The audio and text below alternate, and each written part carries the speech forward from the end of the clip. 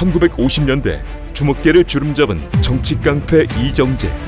그에게는 분신이나 다름없는 이 남자 유지광이 있었다.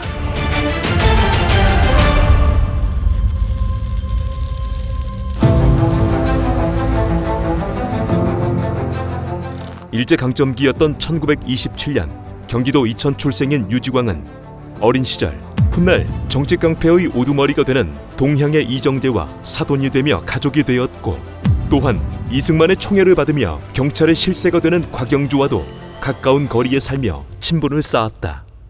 1945년 해방 이후 유지광은 단국대학교 정치과에 진학하게 되는데, 당시 캠퍼스에서는 학생들이 좌익과 우익으로 갈라서고 이북 출신과 이남 출신 학생들이 패를 갈라 주먹질을 했는데, 이때 유지광은 우익에서 좌익 학생들을 주먹으로 진압하며 이름을 날렸다. 그러던 1950년 6.25가 일어나자 그는 갑종장교로 군에 입대했고, 전시였기에 진급이 빨랐으나 직속 상관을 구타한 그는 진급되지 않았으며, 그러자 결국 유지광은 1954년 8월 군 생활을 그만두었다. 전역 후 이래저래 세월을 보내던 유지광은 건강이 나빠지자 이천의 살봉사라는 절에서 요양 겸 지내게 되는데, 그러던 1955년 1월 초 당시 동대문파의 두목이자 그의 사돈인 이정재로부터 상의할 내용이 있으니 한번 만나자는 내용의 편지가 왔다. 당시 이정재는 동대문파를 거느린 주먹계의 1인자였고, 또한 권력의 실세 이기붕과 결탁해 자유당의 감찰부 차장이 되어 있었으며, 이기붕과 자유당을 위해 4.4 5.입 개헌 등 정치적 사건에 개입하며 부정을 저지르는 이른바 정치 깡패가 되어 있던 상황이었다. 그러한 이정재가 유지광을 찾은 이유는 조직은 커졌으나 믿을 만한 주먹이 없다는 이유에서였고, 그리하여 유지광을 동대문파로 끌어들이려 했던 것이었는데, 1955년 1월 초 이정재를 만난 유지광은 자리에서 같이 일하자는 제안을 받은 뒤 동대문파에 발을 들이게 되고, 이후 이정재는 유지광에게 자신에게 반기를 든 부하 김동진을 제거하고 동대문파의 별동대 조직을 지시했다. 직후 유지광은 이정재의 지시에 따라 주먹도 좀 쓰지만 멍청하면 말귀를 못 알아듣는다며 학력이 좀 있는 주먹들을 끌어모았고, 그중 대표되는 인물이 당시 서울대 상대생이었던 낙화유수 김태련과 또 다른 대학 출신이었던 독구야마 등이 있었다. 그렇게 별동대를 조직한 유지광은 이정재의 또 다른 지시로 이석재 등과 조를 편성해 1955년 1월 말 김동진을 제거하는 이른바 단성사 저격 사건에 가담하며 조직의 일을 보았다. 이후 유지광은 조직을 외부로 확장해야 한다는 이정재의 생각에 따라 명동의 주먹을 제외한 서울의 주먹패들에게 접선했고, 1955년 6월경 동대문파와 뜻을 함께하기로 한 종로의 아우마스, 서대문의 최창수와 함께 이정재를 회장으로 하는 사무회라는 조직의 결성을 주도했다.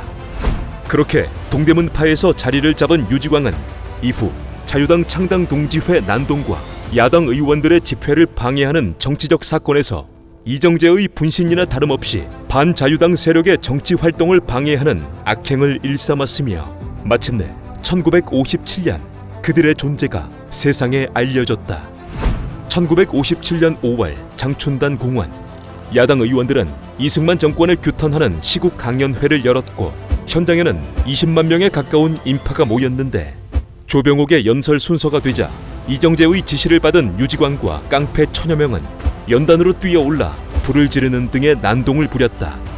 다음날 사건은 언론을 통해 알려졌고, 사건의 배후로는 이정재, 난동의 책임자로는 유지광이 지목되었으나 눈치를 보던 경찰은 수사를 미루었고, 이후 악화된 여론만을 잠재울 목적으로 경찰은 유지광만을 구속시켰을 뿐 배후의 이정재는 아무런 처벌을 받지 않았다. 그렇게 장춘단 집회 방해 사건으로 8개월간 옥살이를 하게 된 유지광은 감옥에서 신라 화랑도에 관한 책을 읽게 되고, 이때 그는 자신이 출소하면 사무회를 바탕으로 자신의 청년 조직 화랑동지회를 만들기로 결심했다. 그리고 한편으로는 힘을 키워 이정재를 전국의 오야봉으로 밀어올리고 정치적으로 성장시킨 다음 동대문파를 자신이 물려받아 자신도 국회의원이 되겠다는 야망을 갖고 있었다. 그러나 동대문파의 중간 보스에 불과했던 유지광은 자신을 보고는 주먹들이 모이지 않을 것이라 고민했는데 결국 고민 끝에 이정재의 명성을 빌리기로 한 그는 이정재의 직인이 찍힌 회원증을 발급했고 이후 화랑동지회는 명동의 주먹들을 제외한 거의 모든 주먹들이 가입했으며 순식간에 전국 13개 지부와 1000여 명의 회원을 거느린 조직으로 성장했다. 그렇게 유지광은 이정재의 비호를 받으며 조직 생활을 이어갔으나 1958년 동대문파의 권력 지형이 바뀌게 되는데 제4대 총선에서 고향 이천을 지역구로 출마하려 했던 이정재는 자신이 모시던 이기붕에게 지역구를 빼앗기는 뒤통수를 맞은 뒤 야인으로 살아가게 되고 동대문파의 1인자 자리는 임화수가 차지하게 되었다. 이때 유지광과 화랑동지회는 한글도 모르는 일자 무식 임화수를 모시는 게 내키지 않았으나 이정재의 요청으로 마지못해 임화수를 모시기로 했고 그 무렵 자유당은 1960년에 있을 정부통령 선거에서 이승만의 사선 당선과 이기붕이 부통령에 당선되려면 음지에서 활동해줄 배후 세력이 필요하다 판단해 1959년 1월 1억 환의 자금을 지원하여 정치 집단으로 위장한 깡패들의 집단 대한반공청년단을 발족해 했다. 대한반공청년단에는 명동을 제외한 모든 주먹들이 가입했고 그 조직에서 종로구 단장을 맡게 된 임화수는 직후 유지광에게 화랑동지회를 대한반공청년단에 합류시킬 것을 지시했다. 이에 유지광은 화랑동지회를 바탕으로 종로구 산하에 동대문 특별단부를 발족했고 이후 대한반공청년단은 135만 명의 단원을 거느린 자유당의 전위 부대가 되었으며 그들은 1960년 3.15 부정선거를 전후로 야당의 선거 포스터를 찢는가 하면 이승만과 이기붕을 뽑도록 유권자들을 강압하는 등의 악행을 저질렀다. 결국 3.15 부정선거의 내막을 알게 된 국민들의 시위는 순식간에 전국으로 확산되었고 이때 분위기 파악을 못한 임화수와 유지광은 이승만 정권이 무너지는 결정적인 악행을 저지르게 되는데 1960년 4월 18일 고려대학교 학생 3,000명은 국회의사당 앞에서 부정선거를 규탄하는 시위를 벌였고 저녁 7시경 시위를 마치고 돌아가는 학생들 앞에 갑자기 괴한 100명이 튀어나와 강목과 벽돌 등의 연장을 들고 학생들을 습격했다. 그 자들은 임화수의 지시를 받은 대한반공청년단 소속 유지광의 부하들이었고 다음날 학생 200명이 부상을 입은 4.18 고대생 습격 사건이 언론에 전해지자 분노가 극에 달한 국민들은 1960년 4월 19일 너나 할 것 없이 거리로 뛰쳐나왔다. 그렇게 일어난 4.19 혁명 이후 이승만 정권과 함께 깡패들의 시대도 막을 내리게 되는데 고대생 습격 사건 등의 혐의로 유지광은 임화수, 이정재 등과 함께 붙잡혔고 이정재와 임화수는 가벼운 형량을 선고받고 풀려났으나 유지광은 징역 10년을 선고받아 옥살이를 하게 되었다.